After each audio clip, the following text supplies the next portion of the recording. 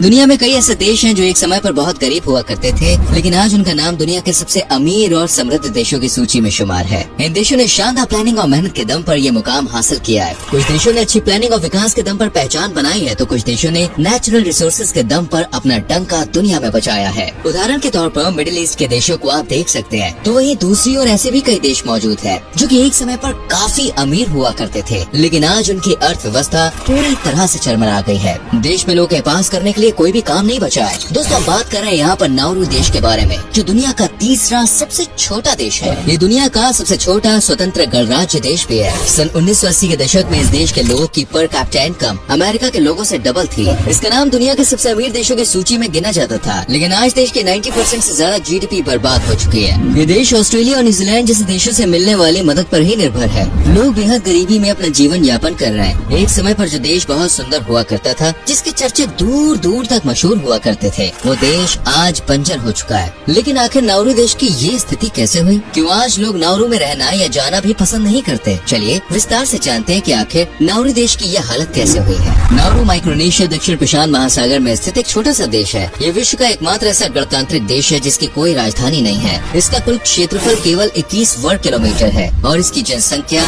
12,500 के आसपास है। आज के समय में यहाँ के लोग मछली पालन, पशुपालन और कोकोनट की फार्मिंग करते हैं। इसके अलावा ऑस्ट्रेलिया देश में आने वाले शरणार्थियों के कैंप के तौर पर भी ये देश काम करता है, जिसके बदले ऑस्ट्रेलिया हर साल इसे कुछ मिलियन डॉलर्स की मदद करता है। लेकिन एक समय था जब यहाँ पर लोग का लाइफस्टाइल काफी अच्छा माना जाता था। यहाँ पर हर व्यक्ति काफी अमीर हुआ करता था। महंगी स्पोर्ट्स कार यहाँ आम बात हो गई थी। नाउरू की खोज सन 1789 में यूरोपियंस द्वारा की गई थी। दोस्तों, एक ब्रिटिश जहाज यहाँ से गुजर रहा था कि अचानक उस पर सवार लोगों को हरा भरा एक आइलैंड नजर आया, जहाँ चारों तरफ पाम ट्रीज और सफेद रेत के समुद्री तट उन्हें काफी पसंद आए। यहाँ की प्राकृतिक सुंदरता इतनी अद्भुत थी कि किसी का भी मन यहाँ बसने को कर जाए। इस आइलैंड नेशन को दोस्तों उस समय प्लेजेंट आइलैंड का नाम दिया गया। कुछ दशकों के बाद लोगों ने यहाँ पर आकर रहना शुरू किया। उन्होंने कोकोनट की खेती के तौर पर सुअरों को पालना शुरू किया। विकास के बारे में उस समय यहाँ कोई भी नहीं जानता था। लोग बहुत ही साधारण जिंदगी यहाँ व्यतीत करते थे। यहाँ की आबादी 1000 से भी कम थी। धीरे धीरे लोगों को ये जगह पसंद आने लगी और यहाँ की जनसंख्या में मामूली वृद्धि देखने को मिली। 1899 में ब्रिटिश जियोलॉजिस्ट और प्रोस्पेक्टर एल्बर्ट फ्यूलर एलिस ने इस आइलैंड पर फॉस्फेट ओर की खोज की। असल में ब्रिटिशर्स यहाँ पर तेल ढूंढने की कोशिश कर रहे थे। उन्हें तेल का तो कोई भी स्रोत नहीं मिला, लेकिन उससे भी बड़ा खजाना उनके हाथ लग गया। असल में दोस्तों, इस आइलैंड पर डायमोनियम फॉस्फेट के विशाल भंडार मौजूद थे, जिसकी डिमांड पूरी दुनिया में थी। इन फॉस्फेट को बनने में सैकड़ों सालों का समय लगता है। सदियों से बर्ड्स की पोप और अलगाई के कारण यहाँ के अयस्कों में फास्फोरस की मात्रा अच्छी खासी पाई गई। इनका इस्तेमाल फर्टिलाइजर्स के तौर पर या फिर एनिमल्स को फीड करने में, स्टील बनाने में, वाटर ट्रीटमेंट में, ब्यूटी कॉस्मेटिक प्रोडक्ट्स बनाने में और दवाइयाँ बनाने में किया जाता था। रिसर्च में ऐसा पाया गया कि नाउरू के 80% हिस्से में इस तरह के भंडार मौजूद है। तुरंत ही यहाँ पर माइनिंग का काम शुरू करा दिया गया। माइनिंग के अधिकार जर्मनी को बेच दिए गए, क्योंकि उस टाइम नाउरू पर जर्मनी का अधिकार था।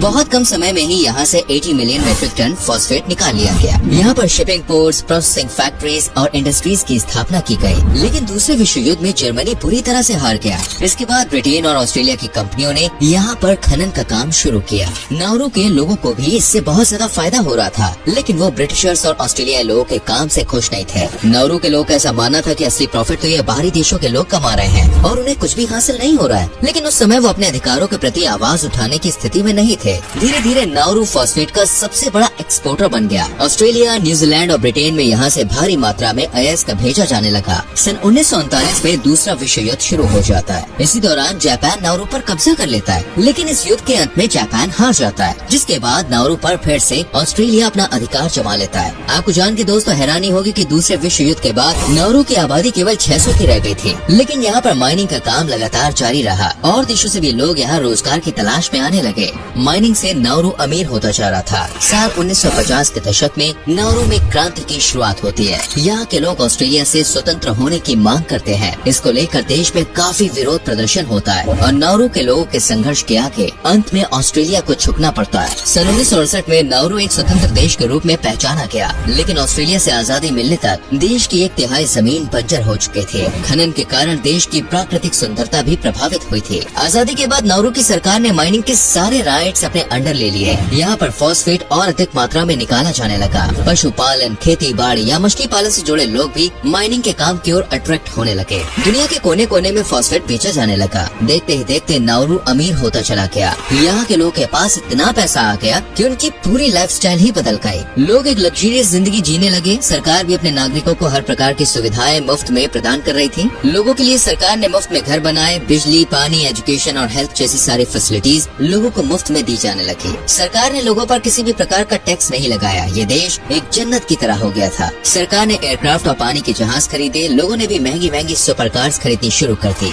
शानदार होटल्स, रिजॉर्ट्स और गोल्फ कोर्स का निर्माण भी यहाँ पे कराया गया। सरकार दिल खोलकर पैसा उड़ाने लगी और यही गलती नाउरू को सबसे महंगी साबित हुई। नाउरू के लोगों ने हेल्दी फूड खाने के बजाय दोस्तों फास्ट फूड और जंक फूड को डेली रूटीन में शामिल कर लिया। यहाँ के लोग बहुत ज्यादा मोटे होने लग गए और नाउरू का नाम दुनिया में सबसे ज्यादा मोटे लोगों वाले देशों की सूची में आ गया। डायबिटीज और अन्य बीमारियाँ भी यहाँ पर आम बात हो गई थी, जिसको लेकर WHO ने भी चेतावनी जारी की थी। लेकिन नाउरू की आंखों पर तो मानो पैसों की पट्टी बंधी हुई थी। साल 1980 का दशक नाउरू के लिए सबसे सुनहरा दशक माना जाता है। 1981 में अमेरिका के लोगों की प्रति व्यक्ति आय $14,000 थी, तो वहीं नाउरू के लोगों की प्रति व्यक्ति आय $27,000 थी, जो करीब अमेरिका से डबल थी। इन सब के बीच सरकार ने अपना इंफ्रास्ट्रक्चर डेवलप नहीं किया, न ही सरकार ने इस ओर ध्यान दिया कि फॉस्फेट के भंडार जब खाली हो जाएंगे तो वहाँ के लोग क्या करेंगे। देश में अगर अच्छा इंफ्रास्ट्रक्चर बनाया जाता तो विदेशी कंपनियां यहाँ इन्वेस्ट कर सकती थी। सरकार ने लोगों को सभी चीजें मुफ्त में देकर उन्हें बिल्कुल आलसी बना दिया। लोगों को बैठकर खाने की आदत लग गई। देश में स्किल्ड लेबर फोर्स की कमी हो गई। ड्रग्स का इस्तेमाल काफी ज्यादा बढ़ गया। लोग दिन भर नशा करते और एक मस्ती भरी जिंदगी जीते। 1990 में नाउरू की GDP $1.3 बिलियन हो गई, जो इतनी कम आबादी वाले देश के लिए एक बहुत बड़ी उपलब्धि थी। लेकिन साल 2001 में ये GDP का आंकड़ा गिरकर केवल 0.3% रह गया। देश की 90% इकोनॉमी कोलैप्स हो गई। देश की अर्थव्यवस्था को संभालने के लिए सरकार ने 1990 में ऑफशोर बैंकिंग की शुरुआत की और देश में 400 बैंक्स खोलने की मंजूरी दे दी। इन बैंक्स में दुनिया का कोई भी व्यक्ति खाता खोल सकता था और अपने पैसे जमा कर सकता था। साथ ही देश ने अपनी नागरिकता देनी भी शुरू कर दी। इन सब के बीच सरकार ने एक बार भी मैनेजमेंट की ओर ध्यान नहीं दिया। देश में भ्रष्टाचार बढ़ने लगा। बिना घूस या रिश्वत के कोई भी काम यहाँ पे होता नहीं था। देखते ही देखते दोस्तों ये देश मनी लॉन्ड्रिंग के लिए मशहूर हो गया। साल 2001 में अमेरिका और फाइनेंशियल एक्शन टास्क फोर्स के दबाव के कारण बैंकिंग का काम भी पूरी तरह से ठप पड़ गया और 2005 में फॉस्फेट के भंडार भी खत्म हो गए। मतलब देश की आय का जो एकमात्र स्रोत था वो भी अब खत्म हो गया था। यहाँ बैंकों का दिवालिया निकलना शुरू हो गया। सेंट्रल बैंक ने भी खुद को दिवालिया घोषित कर दिया। देश की 90% आबादी बेरोजगार और गरीब हो गई। भ्रष्टाचार इतना ज्यादा बढ़ गया कि सरकार ने फाइनेंशियल आंकड़े सार्वजनिक करने से भी इनकार कर दिया था। 1968 से 2002 के बीच नाउरू ने $3.6 बिलियन का फॉस्फेट निर्यात किया। इतने पैसों के दम पर 10,011 की आबादी वाला देश काफी कुछ कर सकता था। इस देश को न सिर्फ आर्थिक नुकसान हुआ बल्कि यहाँ के वातावरण को भी काफी हानि हुई। देश की प्राकृतिक सुंदरता उजड़ गई, हरियाली पूरी तरह से खत्म हो गई और हर जगह सिर्फ बंजर जमीन रह गई। अगर नाउरू चाहता तो इंफ्रास्ट्रक्चर डेवलप कर पर्यटकों को आकर्षित कर सकता था, लेकिन इस ओर नाउरू ने ध्यान ही नहीं दिया। आज सालाना 200 से भी कम लोग नाउरू घूमने जाते हैं। लोगों ने अब पशुपालन का काम शुरू कर दिया है। खनन के कारण देश की जमीन खेती बाड़ी के लायक नहीं रही है। इसके अलावा ऑस्ट्रेलिया के शरणार्थियों के लिए यहाँ पर कैंप भी बनाए गए हैं और इसके बदले में ऑस्ट्रेलिया हर साल नाउरू को $4.6 मिलियन की मदद देता है। लोग कोकोनट की फार्मिंग यहाँ पे करते हैं और थोड़ी बहुत इंडस्ट्रीज भी यहाँ स्थापित हैं। इन सब के बावजूद देश की GDP केवल